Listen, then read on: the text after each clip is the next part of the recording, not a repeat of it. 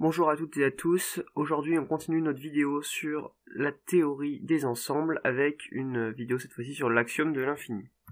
Alors l'axiome de l'infini, qu'est-ce que c'est? Eh ben en fait ça va être un moyen de créer des ensembles infinis, et en particulier le tout premier des ensembles infinis, l'ensemble des entiers naturels. En fait jusqu'à maintenant on a vu une série d'axiomes que vous voyez tous ici affichés, et qui permettent, pour le premier, l'axiome d'extensionnalité, de dire quand est-ce que deux ensembles sont égaux, donc en fait de définir clairement ce que c'est que la structure d'ensemble, parce que sans ça on ne peut pas faire grand chose avec. Et puis les autres axiomes permettent de créer des ensembles. L'axiome d'hésitance nous montre qu'il y en a au moins un, l'axiome de la paire permet de créer un ensemble qui contient deux ensembles, l'axiome de la réunion permet de créer une réunion d'ensemble, l'ensemble des parties permet, bien comme son nom l'indique, de créer l'ensemble des parties d'un ensemble. Le schéma d'axiome de compréhension, que j'ai oublié de citer, nous permet d'extraire un sous-ensemble des éléments qui vérifient une certaine propriété.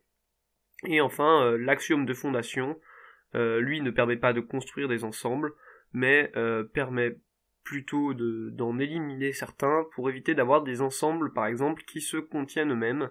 Même si on l'a vu dans la vidéo sur l'axiome de fondation, on peut aussi créer des axiomes d'antifondation qui vont à l'opposé de celui-là. Donc en fait on peut presque se limiter aux 6 premiers axiomes pour faire à peu près tout ce qu'on veut en mathématiques, l'axiome de fondation étant pas forcément si utile finalement. Mais avec ces axiomes on se rend compte qu'en fait on peut faire des paires, faire des unions, faire des ensembles de parties, mais à chaque fois on aura toujours un ensemble qui contient un nombre fini d'éléments. Si on part de l'ensemble vide et qu'on fait des paires, des unions et des ensembles de parties, on ne peut pas monter jusqu'à un nombre d'éléments infini. Et du coup, pour ça, on va avoir besoin d'un nouvel axiome, l'axiome de l'infini, parce que si on n'a pas d'ensemble infini, on n'a pas d'ensemble des entiers, on n'a pas d'ensemble des réels, en fait on n'a pas la plupart des ensembles qu'on utilise en mathématiques. Donc on va donc parler de ce qu'on appelle du coup l'axiome de l'infini, et qui va nous permettre de définir l'ensemble des entiers naturels, et ensuite on parlera des axiomes de Peano sur les entiers naturels, pour arriver jusqu'à peu près au début de là où on avait commencé pour la vidéo sur les axiomes de Peano et l'ensemble des entiers, que vous avez peut-être également vu. Donc d'abord l'axiome de l'infini, qui est le sujet principal de cette vidéo. On va essayer de créer un ensemble infini. En fait, l'ensemble infini qu'on va essayer de créer, c'est directement l'ensemble des entiers, histoire de faire d'une pierre deux coups.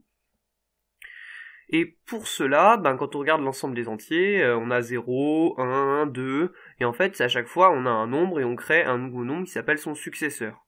Et pour symboliser cette opération de succession, on va définir ce qu'on appelle le successeur d'un ensemble. Donc si on prend un ensemble X, le successeur de X, c'est l'ensemble qui est l'union de X et du singleton contenant X.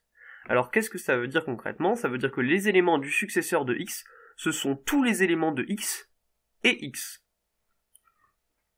Ainsi, on va ensuite, à partir d'une telle définition, construire les entiers de la façon suivante. On posera que 0, c'est l'ensemble vide.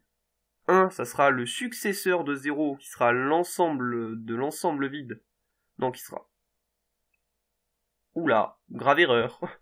Et là, bien entendu, vous n'avez rien vu, c'est la magie du montage. Donc, 0, c'est l'ensemble vide. 1, c'est le successeur de 0, c'est-à-dire l'ensemble qui contient tous les éléments de 0, bon, il n'y en a pas, et qui contient 0, c'est-à-dire l'ensemble vide. 2, c'est le successeur de 1, c'est-à-dire l'ensemble qui contient tous les éléments de 1, c'est-à-dire l'ensemble vide, ainsi que 1, c'est-à-dire l'ensemble de l'ensemble vide. 3, c'est le successeur de 2, qui contient donc tous les éléments de 2, l'ensemble vide, l'ensemble de l'ensemble vide, et qui contient 2, l'ensemble de l'ensemble vide et de l'ensemble vide. Bon, on voit que cette construction des entiers, elle fait en fait beaucoup de sens, même si elle peut vous paraître abstraite à premier abord. Déjà parce que si on regarde un nombre donné et l'ensemble qui le représente, du coup 0 c'est l'ensemble vide a 0 élément, 1 c'est l'ensemble de l'ensemble vide qui a 1 élément, 2 a 2 éléments, 3 a 3 éléments. Ensuite on voit que la notion de relation d'ordre est aussi préservée, et en fait la relation d'ordre dans N c'est l'appartenance. 0 appartient à 1, en effet, l'ensemble vide, 0 est plus petit que 1, en effet, l'ensemble vide appartient à l'ensemble de l'ensemble vide. 1 est plus petit que 2, en effet, l'ensemble de l'ensemble vide appartient à l'ensemble de l'ensemble vide et de l'ensemble vide, etc. Et aussi, on remarque que, en fait, à un nombre donné, c'est exactement l'ensemble de l'intégralité de ses prédécesseurs. Par exemple, 3, c'est l'ensemble qui contient 0, 1 et 2. Voilà. Donc, c'est une construction qui s'appelle la construction de von Neumann, et qui est très pratique, mais en fait, pour l'instant, on peut pas vraiment la faire. Parce que oui, on pourrait construire n'importe quel entier qu'on connaît comme ça, on peut construire 0, 1, 2, 3, 4, 5, etc. Sauf que nous, ce qui nous intéresse, c'est de construire l'ensemble des entiers naturels. L'ensemble qui contient 0, 1, 2, 3, 4, 5, etc. Et construire tous ces trucs-là, et ensuite le mettre dans un seul ensemble, c'est pas possible, parce que ça nous fait un ensemble qui a une infinité d'éléments. On n'est pas capable de dire de prendre l'ensemble qui contient tous ces trucs-là. Rien ne nous dit que cet ensemble existe avec les axiomes de la théorie des ensembles qu'on a déjà. Et c'est pour ça qu'on va avoir besoin de l'axiome de l'infini. Donc, avant de vous parler de l'axiome de l'infini, je vais juste parler rapidement de la notion d'ensemble inductif. Un ensemble, il est dit inductif s'il contient l'ensemble vide, et si pour tout élément de l'ensemble, son successeur est dedans. Donc bien sûr, l'ensemble des entiers qu'on a envie de construire, là, il est inductif, parce qu'il contient l'ensemble vide, et que pour chaque élément donné, par exemple pour 0, il contient son successeur qui est 1. Pour 1, il contient son successeur qui est 2. Voilà. Donc on a vraiment cette notion d'ensemble inductif colle avec ce qu'on veut faire sur les entiers. C'est un ensemble qui contient l'ensemble vide, un ensemble inductif, et qui contient, pour chaque élément qui est à l'intérieur, tous ses successeurs. Bon, du coup, l'ensemble n, il est inductif. Voilà, vu qu'il contient l'ensemble vide et que s'il contient un n, il contient n plus 1. Le successeur de n, hein, bien sûr, c'est une autre façon de noter n plus 1. C'est comme ça qu'on va définir plus tard n plus 1, même si je ne le ferai pas dans cette vidéo, mais on l'a déjà fait dans la vidéo sur les axiomes de Peano. Mais c'est pas forcément du tout le seul ensemble inductif, cet ensemble des entiers naturels. Bon, par exemple, si je regarde l'ensemble X, qui est l'ensemble de l'ensemble vide, on peut voir que là, il n'y est pas dans ce que je vais construire à chaque fois, en particulier parce que cet ensemble-là a un seul élément, qui est l'ensemble de l'ensemble vide, et que le seul ensemble a un seul élément, c'est l'ensemble de l'ensemble vide dans ma création, vu qu'après, ils en auront tous le nombre qu'ils représentent. Par exemple, lui aura 3 éléments parce qu'il représente 3. Voilà. Donc, on voit qu'il n'appartient pas à la construction que j'ai faite avant. Excusez-moi. On voit qu'il n'appartient pas à la construction que j'ai faite avant. Mais si je prends l'ensemble qui contient 0, S0, S2, S2, 0, c'est-à-dire 0, 1, 2, etc., mais qui contient aussi X, son successeur, le successeur de son successeur, le successeur de son successeur de son successeur, et je continue indéfiniment, ça c'est un ensemble inductif, hein, parce qu'il contient 0, et que pour tout nombre dedans, il contient à chaque fois le successeur. Mais par contre, c'est pas l'ensemble des entiers naturels. Donc voilà, il n'y a pas nécessairement un seul ensemble inductif, et en fait l'ensemble qu'on considérera comme l'ensemble des nombres entiers, ça sera le plus petit des ensembles inductifs. Celui qui contient juste 0, et tout ce qu'on peut construire avec l'opération de succession à partir de 0. Donc 0, S de 0, S2, S de 0, etc. On peut assez facilement se convaincre, c'est un outil dont on va avoir besoin pour construire les entiers, que l'intersection d'ensembles inductifs est un ensemble inductif. Je vous le fais à l'oral, mais vous pouvez essayer de prendre un papier pour en être vraiment sûr. Bien sûr, une intersection d'ensembles inductifs, vu qu'ils contiennent tous l'ensemble vide, contient l'ensemble vide. Et si on a un X qui appartient à une intersection d'ensembles inductifs, chacun des ensembles inductifs contient le successeur de X, et donc S de X appartient à l'intersection de ces ensembles inductifs. Donc l'intersection d'ensembles inductifs est un ensemble inductif. Et maintenant, en fait, le problème c'est que des ensembles inductifs, c'était bien beau, on a bien envie qu'il y en ait, parce qu'en particulier il y a l'ensemble des entiers, mais on voit bien que ces ensembles inductifs-là, le problème c'est que, étant donné qu'un successeur, on voit qu'à chaque fois ça rajoute des éléments, je vais jamais reboucler et retomber sur ce que j'avais initialement, donc ils sont tous infinis, et je peux du coup pas les créer. Et du coup, c'est pour ça que j'ai besoin de l'axiome de l'infini, qui me dit justement qu'il existe un ensemble inductif. C'est-à-dire qu'il existe un ensemble, tel que l'ensemble vide appartienne à cet ensemble, et que si un élément appartient à cet ensemble, il me manque un, et pour tout x là, ça aurait été bien un pour tout x, parce que sinon mon petit x là n'est pas défini. Et donc pour tout x, si le petit x appartient à cet ensemble, son successeur appartient aussi à cet ensemble. Voilà. Donc ensuite, l'ensemble des antinaturels, désolé j'ai un peu planté ma double barre, l'ensemble des antinaturels, c'est bien lui, ça va être l'intersection de tous les ensembles inductifs. En fait, l'idée de faire l'intersection de tous les ensembles inductifs, c'est surtout que c'est le plus petit ensemble inductif, vu qu'il est contenu dans tous les ensembles inductifs, vu qu'il est contenu dans l'intersection de tous les ensembles inductifs. Donc ça, c'est le plus petit de tous les ensembles inductifs, vu qu'on a montré que l'intersection d'ensembles inductifs était inductive, était un ensemble inductif. Et du coup, ces éléments, c'est vraiment le minimum, c'est-à-dire 0, S de 0, S de S de 0, S de S de S de S de 0, etc. Donc c'est bien 0, 1, 2, tels qu'on les a définis précédemment. Et voilà, là, on a créé notre ensemble des antinaturels. Voilà, bon, on va avoir envie de dire quand même 2-3 trucs dessus. Et pour ça, en particulier, on va définir la notion de transitivité. Donc un ensemble donné, il est dit transitif si quand je prends un élément dans cet ensemble, y appartenant à cet ensemble, et un x qui appartient à cet y, alors le x appartient à l'ensemble de base. Alors par exemple, l'ensemble 3, il est inductif. Parce que si je prends un élément dans 3, ça peut être 0, 1 ou 2.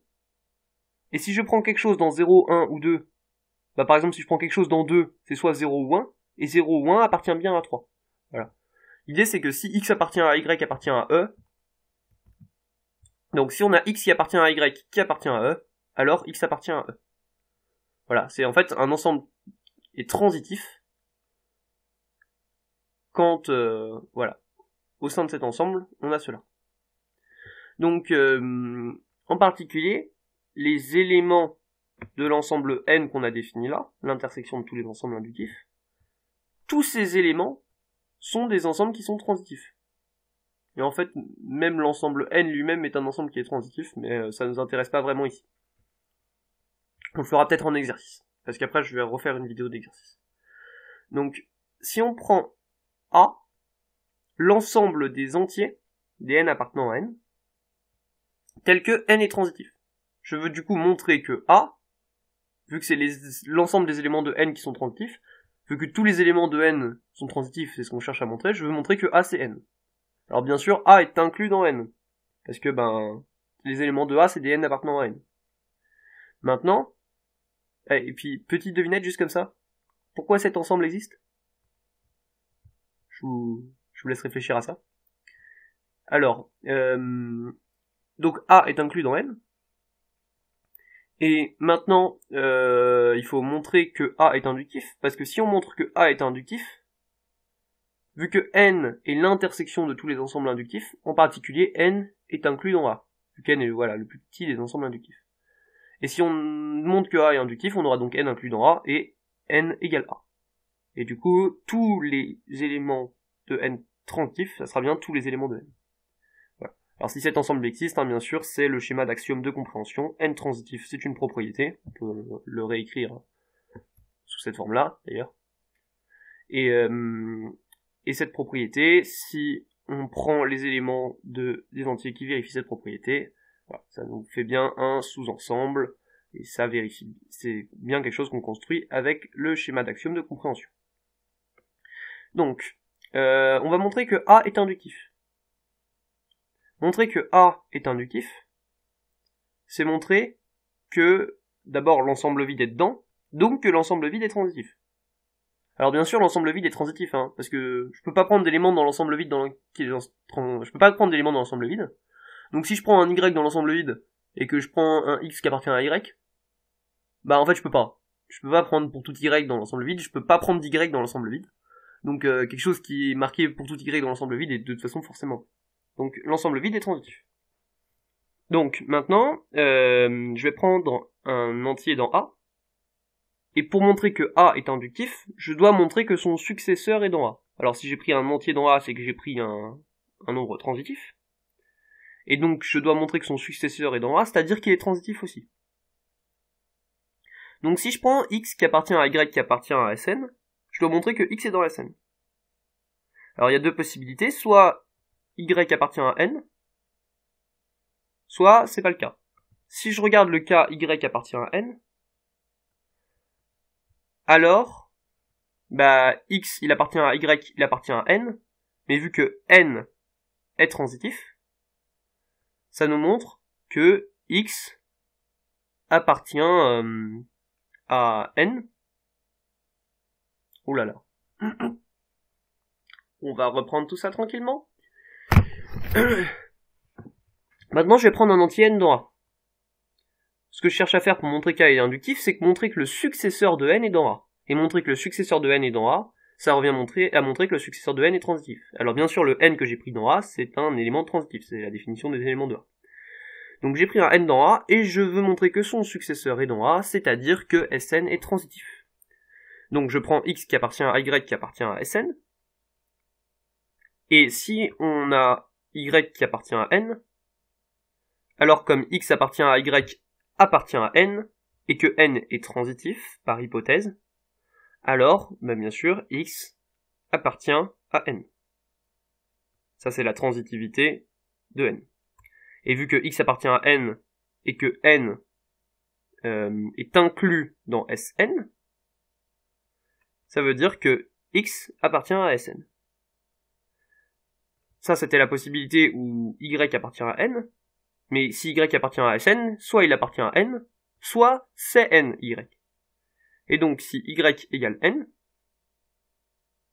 c'est la deuxième possibilité, alors on a un élément de x qui appartient à n, mais comme n il est inclus dans Sn, ça veut dire que x appartient à Sn. Voilà. Dans les deux cas, on a montré x appartient à Sn, et donc que Sn était transitif.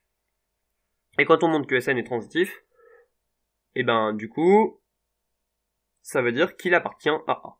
Donc on a montré que A était un ensemble inductif, et donc comme A est un ensemble inductif, ça veut dire que n est inclus dans A, et vu qu'on avait déjà A inclus dans n, ça veut dire que n égale A, donc tous les éléments de n sont des ensembles transitifs. Donc en fait, le raisonnement qu'on a utilisé là, en fait on a montré un truc pour 0, on a montré que 0 était dans un ensemble précis, on a montré que quand un truc marchait pour n, alors il marchait pour n plus 1, en fait ce qu'on a fait, c'est une récurrence cachée.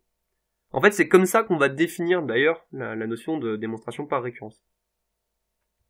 Et donc, voilà, c'est vraiment cette propriété d'être le plus petit des ensembles inductifs pour n qui va lui permettre d'avoir cette propriété de récurrence. Donc, l'axiome de récurrence, la propriété de récurrence, comme d'autres propriétés de n, ce sont ce qu'on appelle les axiomes de Peano. Et c'est ce qu'on va s'empresser de démontrer. En fait, les axiomes de Peano, vous l'avez peut-être vu sur ma sur ma vidéo sur la théorie des axiomes de Peano. Ces axiomes, ce sont des axiomes qu'on a utilisés pour définir l'ensemble des entiers. Sauf que quand on l'a fait avec les axiomes de Peano, on s'est dit on suppose qu'il y a un truc qui vérifie tout ça. Et là donc on est en train de montrer qu'on vient de construire bien un ensemble qui vérifie tous les axiomes de Peano. Et en particulier, on veut montrer que la fonction de successeur, quand on la définit sur n, est injective. Donc, si on prend notre opération de successeur qui a un entier associé à l'entier d'après, il faut montrer qu'elle est injective. Il faut pour cela prendre x et y des entiers et montrer que si on a sy qui vaut sx, ça veut dire que x égale y. Donc, si sy égale sx, en particulier vu que y appartient à sy, y appartient à sx. Mais sx, c'est x union le singleton x. Donc si y appartient à sx, c'est soit que y appartient à x, soit que y appartient au singleton x, donc que y égale x. Donc si y égale x, on est content, donc on peut maintenant traiter le cas y appartient à x. Comme y appartient à x, et comme x est transitif, si on a z dans y, comme y est dans x, donc z appartient à y appartient à x, et x est transitif, donc z appartient à x. Ainsi, pour tout z dans y, z est dans x. Et donc, on a y inclus dans x. Mais de la même façon, là j'avais dit que y appartient à Sx, j'ai aussi x qui appartient à Sy. Donc de la même façon, je peux en déduire que x est inclus dans y. Et si x est inclus dans y et qu'y est inclus dans x, ça veut dire que x égale y. Et on est content. Donc on a montré que S était injective. Ensuite, on va parler un peu du principe de récurrence, dont j'ai déjà dit quelques mots avant.